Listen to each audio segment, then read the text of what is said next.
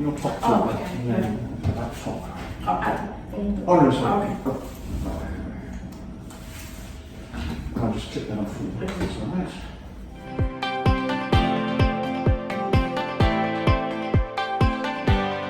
Hey guys, welcome back to my channel.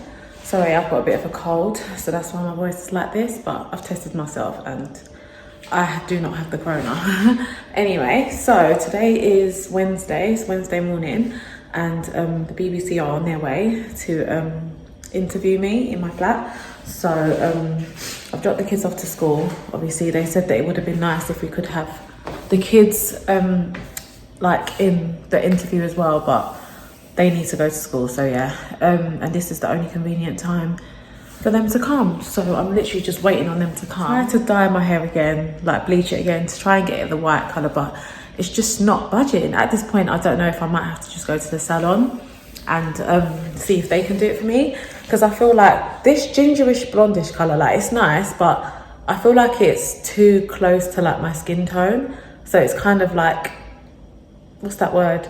Camouflaging into my skin. Do you think you'll go back into nursing? Yeah, definitely, yeah. So in September, Where were you working? so where was I working? Yeah. I was working in the sexual health clinic, St Mary's Hospital in Paddington. Yeah, so I really enjoyed that. Sexual health is great. Like you get to meet so many different types of people and you learn so much. But the problem is the flexibility in terms of childcare. Sorry, my 3-year-old. Oh, yeah, climbed into my bed at 2 o'clock this morning. Oh, yeah, my son is doing the same thing right now. God. Every day I wake up and he's in my bed. Yeah, well, I wouldn't mind. That sounds perfect. Mine wakes me up. Very nice. You make him a deep I'm sleeper. hungry. I just you are not a baby. You Yeah, don't they get still to- have that baby. Yeah, that baby, yeah. I want some water. Oh, Pop that on your top two. Oh, okay. And then that top. oh, No, sorry. okay. I'll just clip that off for you. That's all right.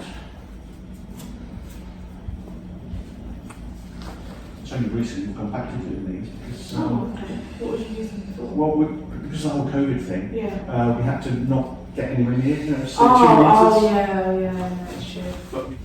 Okay. Let's re-record it. Can you just introduce yourself? Just give me your name and tell me a bit about yourself. Okay, so my name is Rebecca Ikimello. I'm 32 years old.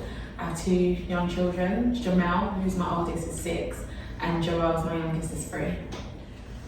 Can you tell me about the moment you first noticed that the cost of the energy for your flat was going up? So I'd say it was back in November, and I think I'd been in my flat about maybe 4 months by then, and like the last time I paid the bill was about £35, and I got the bill and it was £65, and I just went to pay it, and then after I paid it I thought, wow, like it's actually doubled in price, like why is it so high? And I was just thinking, it's just me and 2 young children, 3 and 6. Surely it can't be that high based on just us, because imagine other bigger families, then how much are their bills? And then I explained to them that, oh, my older son is autistic and he obviously loves to use all the devices. He likes to have the light on and stuff because he's at that phase where he thinks there's a monster and stuff. So obviously sometimes the lights are left and he plays PlayStation and that takes up a lot of energy. But still, I just thought, surely it can't be like that high just because of that. So I just didn't understand, but this is what they're telling me, that I'm using this amount. And I'm thinking, so I'm gonna have to pay £65 every month for one bill. Tell me a little bit about, there might be somebody watching who might think, can't she do something to improve her finances? Tell me a little bit about your situation, why it's not that easy. Well, it's not easy. So my background, I'm a nurse associate. My last job, I was working full-time in a sexual health clinic. And at the time, obviously, I was going through the diagnosis of my son being autistic. So I explained to my management that I don't think I'll be able to work full-time because of what's going on.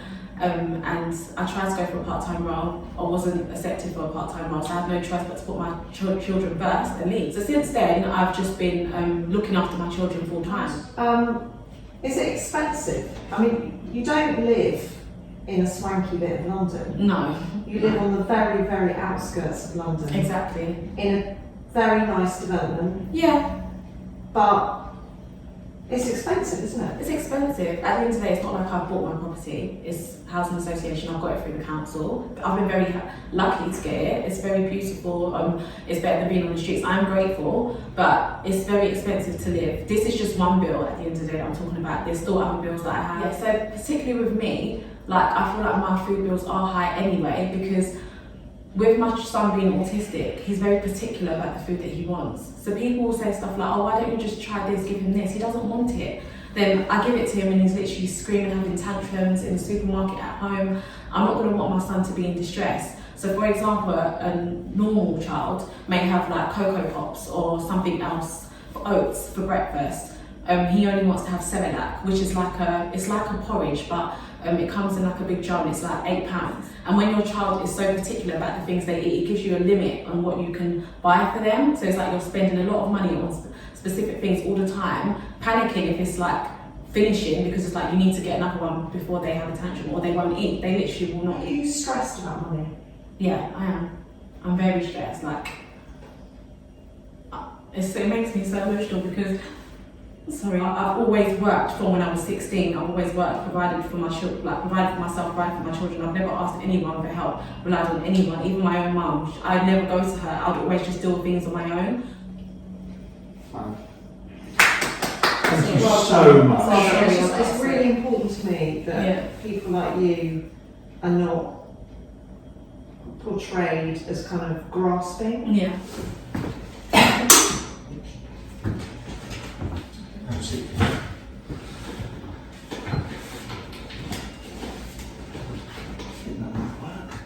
Tell me a bit about your YouTube channel.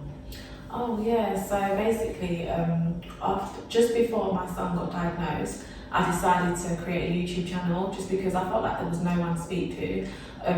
Like being African, obviously I'm British, but like being African, I just feel like it's a big taboo, like disability, disorders, anything in our community. So I felt like if I can't talk to anyone, let me kind of go behind the screen and talk to like different people. And I just wanted to kind of like motivate and like speak to people and kind of just show them my journey. Well done, that was really Good morning. Morning guys, so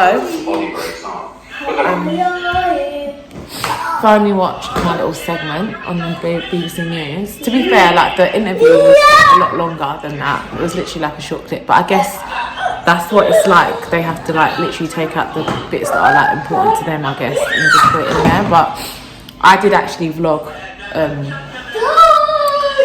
the majority of it, as you can see from the previous clips. But yeah, anyway, it's important to obviously show that message that like the rise in the energy bills is going to affect a lot of us, people that work, people that don't work. It's going to affect everyone, to be fair. But yeah, I hope you guys enjoyed this week's video. Don't forget to like, comment and subscribe, and I'll see you guys again next time. Bye. Jojo, say bye. Bye. Bye.